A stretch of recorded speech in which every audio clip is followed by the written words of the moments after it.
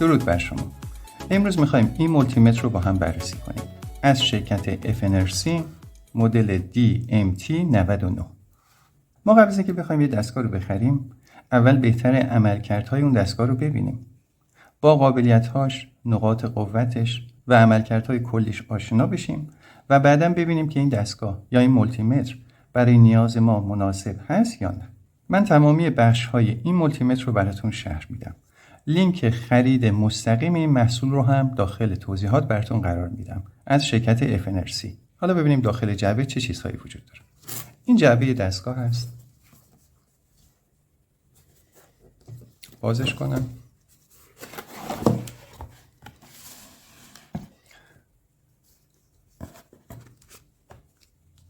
داخل محصولات FNRC همیشه این وجود داره. یه دفترچه داره، دفترچه راهنما. به چند زبان هست.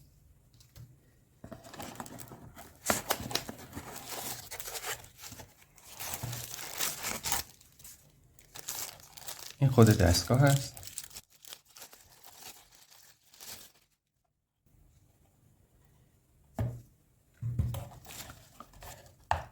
یک راک داره. یه سیم شارژ.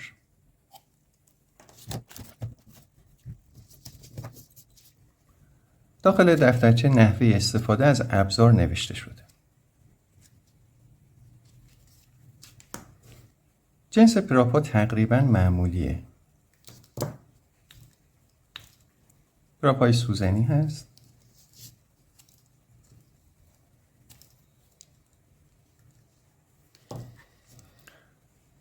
و یه سیم شارژ از نوع C که ما بهش میگیم تایپ C برای شارژ دستگاه است. خب این شکل ظاهری دستگاه حالت خوبی داره. جنس پلاستیک خوبی به کار رفته. در اینجا میتونیم دستگاه رو به این حالت قرار بدیم. این بخش برای شارژ همون تایپ C.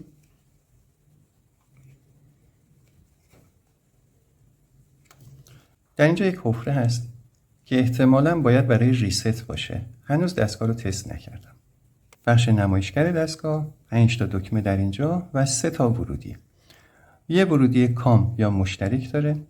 یه ورودی برای او، ولتاژ، خازن، تست بوق و دیود داره. یکی برای جریان میلی آمپر و یکی برای جریان‌های بالاتر آمپر. اول دکمه‌هایی که روی دستگاه هست رو بررسی کنیم. میخوام دستگاه رو روشن کنم. این دکمه پاور. فشار میدم. دستگاه روشن میشه. حالت آتو یا خودکار رو داره به ما نشون میده. یه صفحه نمایش TFT رنگی داره. 2.4 اینچ. وضوحش هم 240 در 320 پیکسله. وقتی دستگاه روشن میشه تو حالت اتومات هستش. این دستگاه 3 مود اندازه‌گیری داره. فعلا در حالت نرمال هست که در ادامه براتون میگم. ما توی این حالت میتونیم اندازه‌گیری‌های عادی رو انجام بدیم. این حالت آتو که میبینید 3 تا اندازه‌گیری بر ما انجام میده. اول ولتاژ، مقاومت و تست اتصال کوتاه. بقیه حالت‌ها رو باید به صورت دستی انتخاب کنیم. یعنی باید رو دکمه مربوطه بزنیم تا بتونیم اون انتخاب رو انجام بدیم. برای وارد شدن به حالت‌ها فقط کافیه یه بار رو دکمه بزنیم. الان در حالت ولتاژ هست. یه بار دیگه میزنم. ولتاژ متناوب. در حالت او. حالا اگر یه بار دکمه آتو بزنم برمیگرده رو حالت خودکار. مثل تمام مولتیمترها حالت هولد یا نگه داشتن و ریلیتیو رو هم داره. در اینجا NCV رو داره، نان کانتکت ولتیج یعنی نمایش ولتاژ بدون تماس. حالت لایو رو داره که میتونیم سیم فاز برق رو پیدا کنیم. یکم حالت هرتز.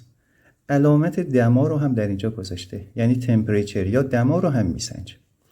در اینجا حالت آمپر و میلی آمپر رو داره نشون میده. پس با فشار دادن هر دکمه وارد میشیم. اگر بخوایم برگردیم فشار کوتاه، اگر دکمه رو به مدت 2 ثانیه یا 3 ثانیه نگه داریم عملکرد دوم دکمه فعال میشه. در اینجا من دکمه آتو رو فشار دادم و نگه داشتم و وارد تنظیمات دستگاه شدم. حالا میخوام دوباره خارج شم. دوباره دکمه آتو رو نگه میدارم. از این حالت خارج میشه. صفحه نمایشش حالت رنگی کامل رو داره. ما قبل از اینکه با هر دستگاهی کار کنیم باید ببینیم که بدنه دستگاه و عایق‌هایی که داره سالم هستن یا نه. مخصوصا پراپ‌هاش. جنس پراپ‌های دستگاه باید خوب باشه. ما همیشه پراپ رو به این حالت میگیریم، یعنی این بخش به عنوان حافظ جان هستش. نباید بخش فلزی پراپ رو وقتی داریم اندازه‌گیری می‌کنیم لمس کنیم. ما می‌دونیم اگه ولتاژ DC بالای 35 تا 40 ولت باشه به ما شوک میده. ولتاژ AC هم تو همین حالته. همیشه برای اندازه‌گیری باید حالت مناسب رو انتخاب کنیم.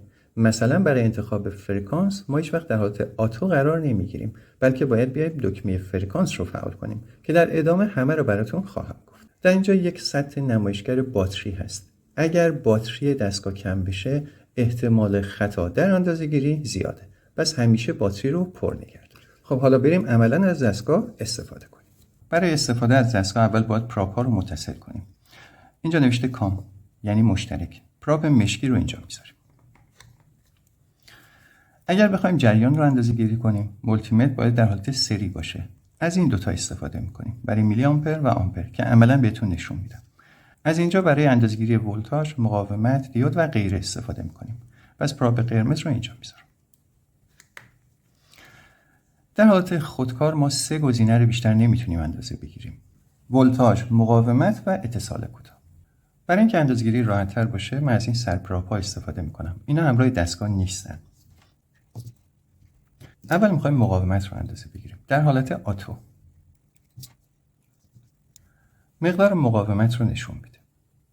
حالا اگه بهش ولتاژ متصل کنم از طریق منبع تغذیه 1.992 ولتاژ DC است. در زیر نمایشگر باتری شما میبینید. حالا برای تست اتصال کوتاه اگر زیر 50 اوم باشه دستگاه بوق میزنه. ولی اگر من بخوام حالتهای دیگر اندازه‌گیری کنم باید چیکار کنم؟ حالت آتو نمیتونه. حتما باید از دکمه مناسب استفاده کرد. در اینجا نوشته ولتاژ، او، خازن، دیود و حالت تست بوق. پس روی این دکمه میزنم. الان وارد حالت ولتاژ مستقیم شد. اگه یک بار دیگه روش بزنم ولتاژ متناوب، یه بار دیگه او، تست خازن، دیود و تست بوق. یه بار دیگه روش میزنم برمیگرده رو ولتاژ مستقیم. تو هر حالتی که بودین اگر بخواید برگردید رو حالت آتو فقط رو دکمه آتو بزنید. این مولتیمتر 3 تا مود کاری داره. اگر من دکمه آتو رو فشار بدم و نگه دارم در اینجا نوشته مود سلکشن، حالت عادی، حالت رکوردینگ و حالت مانیتور. تمامی تست ها رو ما داریم در حالت عادی انجام میدیم. اگر من روی این دکمه بزنم حالا میتونم حالت رکوردینگ و مانیتور رو انتخاب کنم. ولی هنوز انتخاب نشده. باید دکمه اتو رو فشار بدم تا حالت مانیتور فعال بشه. دوباره دکمه رو فشار میدم و نگه میدارم. این حالت مانیتورینگه که در ادامه همه رو خواهم گفت. دوباره دکمه اتو رو نگه میدارم. روی این دکمه میزنم. حالت عادی انتخابش میکنم.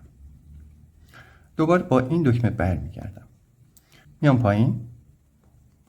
نوشته تریشهولد. حالت تریشهولد برای مانیتورینگ هست که بعد از تست های عادی به این بخش هم میرسیم. هیستوری ریکورد برای حالت هایی که ما ضبط کردیم. کجا با اینو دیدیم؟ در اینجا ریکوردینگ. سیستم ستینگ حالت تم و زبان رو نشون میده. ریست، اگه مولتیمتر دچار مشکل شد توسط گزینه ریست اون رو میتونید ریست کنید. about شرکت سازنده و ورژن نرم افزار که زده 2.14. داخل سایت نرم افزارها وجود دارن. میتونید آخرین نسخه نرم افزار رو بگیرید و رو مولتیمتر نصب کنید. پس تست ما فعلا در حالت عادی هست یا گزینه اول. دکمه اتو رو نگه می‌دارم. این حالت عادی هست. حالت خودکار رو تست کردیم. حالا بریم بقیه تست ها. رو این دکمه میزنم. این حالت ولتاژ. اگر منبع تغذیه رو متصل کنم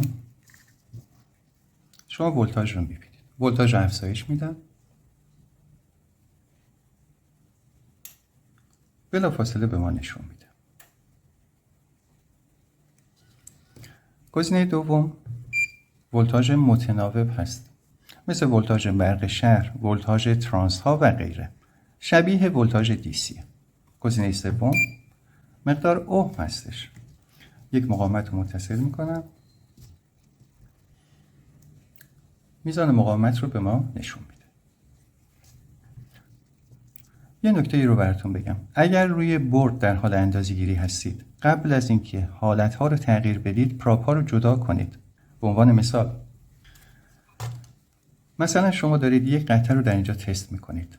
پراپ‌ها همچنان متصل هستن. نیاید این دکمه رو بزنید. اول پراپ‌هاتون رو جدا کنید و بعداً تغییر وضعیت رو بزنید. این باعث میشه عمر دستگاهتون افزایش پیدا کنه. گزینه بعد خازن هست. یک خازن رو متصل میکنم. قبل از اتصال خازن رو دشارژ کنید. از طریق یک پنس پایه‌هاش به هم بچسبونید تا خازن دشارژ بشه.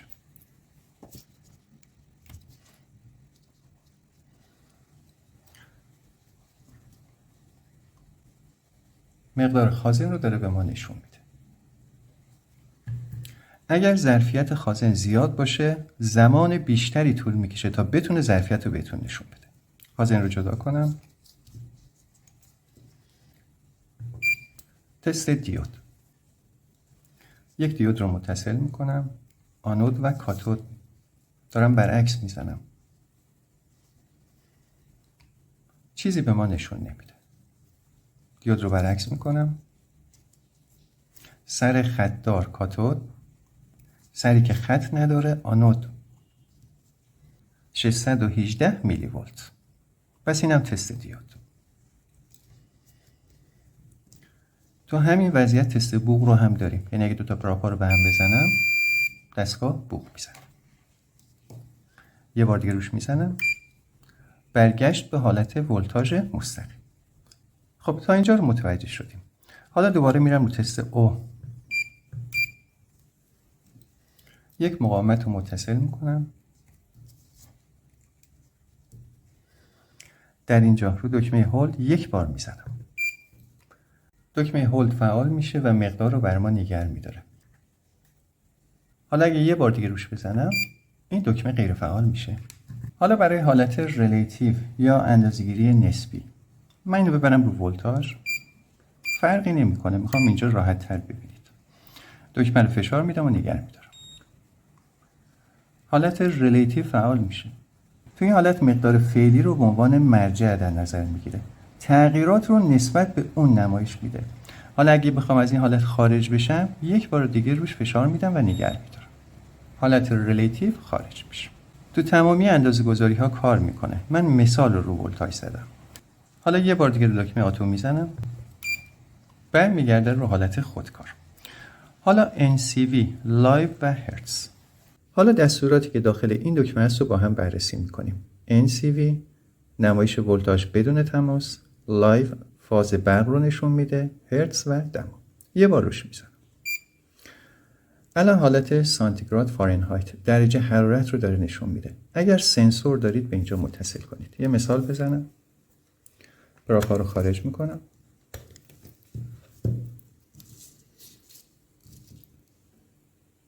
یه سنسور دما شبیه.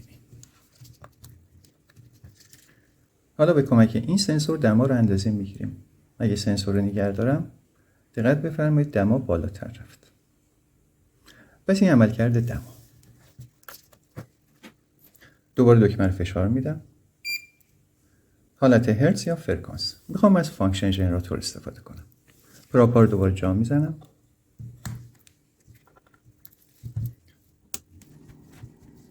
منفی به منفی، مثبت به مثبت. میخوایم فرکانس رو ببینیم. در اینجا شما فرکانس رو میبینید 23 و 94. روی فانکشن ژنراتور هم 23 94. حالا میخوام تغییر بدم.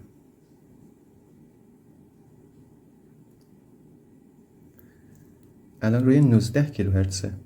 پس میتونه فرکانس رو به ما نشون بده. خب در اینجا یه بار دیگه رو دکمه میزنم. این برای ما جایی که میدان مغناطیسی وجود داشته باشه نشون میده. این سیم شارژره. رو ولتاژ DC. اگه دستگاه روش ببریم بوق میزنه. دقت بفرمایید. رو میز من وسایل زیادی روشنه. یک حالت دیگه هم داره. اگه روش بزنم در این حالت فقط فاز رو نشون میده. یعنی من فقط باید از پراپ قرمز استفاده کنم. پس پراپ مشکی رو باید خارج کنم. حالا اگر پراپ قرمز رو به برق شهری فاز یا نول بزنم، وقتی به فاز متصل بشه اینجا به من نشون میده. این تست رو میذارم مرحله آخر چون باید جای دوربین رو تعویض کنم. یه بار دیگه رو این دکمه میزنم. برگشت به حالت اندازه‌گیری دما. یه بار رو دکمه اتو میزنم تا برگرده رو حالت آتو. حالا میریم دکمه بعدی، آمپر و میلی آمپر. برای اینکه بتونیم جریان رو اندازه بگیریم باید مولتیمتر به صورت سری باشه. من میخوام جریان این LED رو اندازه بگیرم. بس پراپ قرمز از اینجا خارج میکنم. چون LED جریان کمی مصرف میکنه میخوام رو میلی آمپر اندازه بگیرم. بس در اینجا نوشته میلی آمپر، اینجا قرار میدم. ولتاژ منبع تغذیه اینجا وارد شده، وارد LED شده، از این مسیر وارد مولتیمتر میشه و از این مسیر دوباره دور میزنه به منبع تغذیه. حالا در اینجا رو دکمه آمپر میزنم. نوشت میلی آمپر. منبع تغذیه رو روشن میکنم. LED روشن شد. نوشت 22 میلی آمپر داره جریان میکشه. پس این روش تست میلی آمپر. حالا میخوایم از آمپر استفاده کنیم. برای اندازه‌گیری آمپر LED رو خارج کردم، یک لامپ قرار دادم. پراپ قرمز رو باید جدا کنم و بذارم اینجا که نوشته 10 آمپر. رو این دکمه میزنم تا وارد حالت آمپر بشه. حالا منبع تغذیه رو روشن میکنم.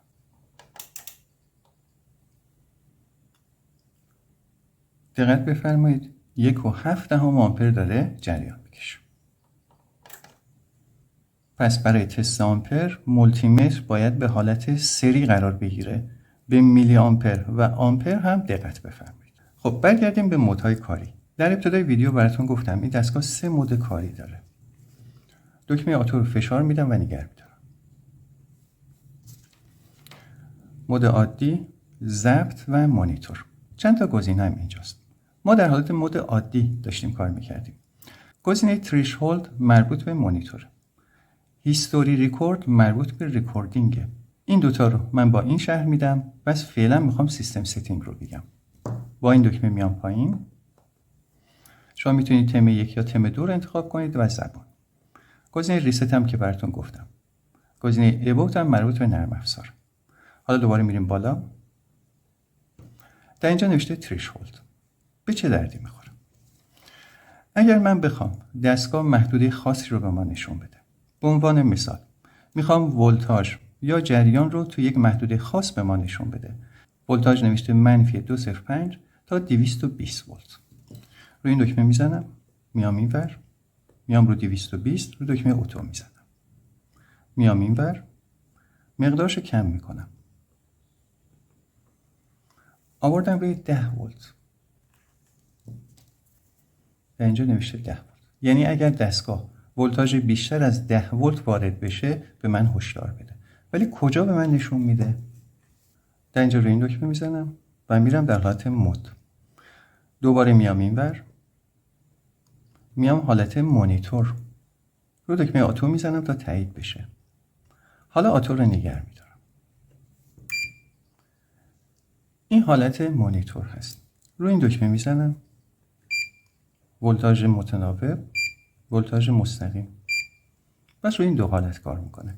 بهش گفتیم -5 تا 10 ولت. منبع تغذیه رو متصل میکنم. منفی و مثبت. منبع تغذیه روشن میکنم. میذارم رو حالت دیسی. نوشت 8.96. حالا ولتاژ رو بالا میبرم. 9 ولت، 10. به محضی که از 10 ولت رد شد دستگاه هشدار میده. ولتاژ رو کم میکنم. پس این حالت مانیتورینگه. یعنی اگه ولتاژی که وارد دستگاه شده کمتر یا بیشتر از محدوده‌ای باشه که ما تعیین کردیم، دستگاه هشدار بده. کدوم محدوده؟ threshold -5 تا 10. دکمه آتو رو نگه می‌دارم. حالا میخوام برم حالت ریکوردینگ. روی این دکمه میزنم. این ریکوردینگه. فشار میدم تا انتخاب بشه. دقت بفرمایید در اینجا هیستوری ریکورد چیزی نداره. یعنی ما چیزی رو ذخیره نکردیم. دوباره برمیگردم در اینجا. تو حالت ریکوردینگ هستیم یا مود ریکوردینگ. آتو رو نگه میدارم. در اینجا حالت ولتاژ هست. نوشته شده. متناوب، او، خازن، دیود و تست بول. پس میتونیم حالتهای مختلف رو ریکورد کنیم به صورت یک نموداره.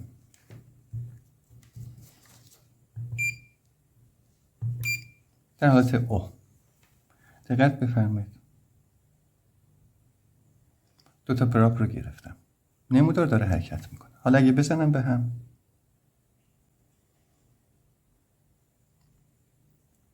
نمودار اومد پایین. حالا رو دکمه اتو میزنم. برای من سیوش کرد. حالا میرم یه حالت دیگه. مثل ولتاژ متناوب. دقت بفرمایید. پراپ ها به هم بخورن یا محدوده ولتاژی که داره به ما نشون میده. دوباره دکمه اتو میزنم. اینم برای ما سیو میکنه. حالا اتو رو میزنم و نگه میدارم. حالا کجا ببینمش؟ در اینجا در بخش هیستوری ریکورد.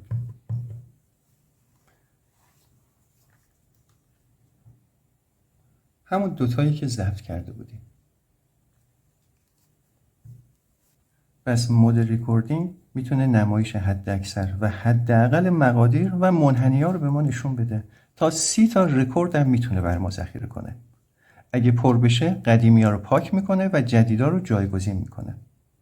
کجا به درد میخوره؟ جایی که شما میخواید روند تغییرات رو بررسی کنید. یعنی نیاز دارید سیوش کنید تا دوباره بتونید اونها رو بررسی کنید. حالا برای اینکه از این حالت خارج بشیم، روی این دکمه میزنم. میرم در حالت عادی. دکمه اتو رو فشار میدم تا انتخاب بشه.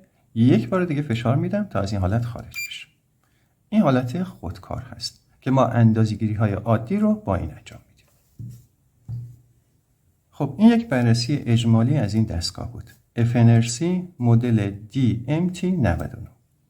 یادتون باشه جای پراپا رو اشتباه نزنید. مخصوصا رو جریان به میلی آمپر و آمپر دقت کنید. بیشتر از 10 آمپر وارد دستگاه نکنید. فیوز داره و فیوزش خواهد سوخت. وقتی باتری کم شد، مثل این حالت داره کم میشه، امکان داره دستگاه اشتباه کنه و داده ها رو اشتباه نشون بده. پس باتری رو پر نگه دارید. دستگاه سبک و جمع و جوریه و قابلیت حمل خوبی هم داره. پشتش هم در اینجا جای پراپ هست. یعنی من میتونم پراپ رو در اینجا قرار بدم. اینجا هم یه حفره‌ای داره که میتونیم اونو آویزون کنیم. علاوه بر این که در اینجا یک پایه هم داره. یعنی دستگاه میتونه به این حالت هم قرار بگیره. خب امیدوارم این ویدیو بهتون کمک کرده باشه تا قبل از خرید با دستگاه آشنا بشید و بتونید تصمیم درست رو بگیرید. اگر دستگاه رو از قبل گرفتید و تجربه کار با اون رو دارید، ممنون میشم نظرتون رو تو بخش کامنت بنویسید. لینک خرید از شرکت FNRC هم در بخش توضیحات وجود داره. ممنونم که ویدیو رو نگاه کردید.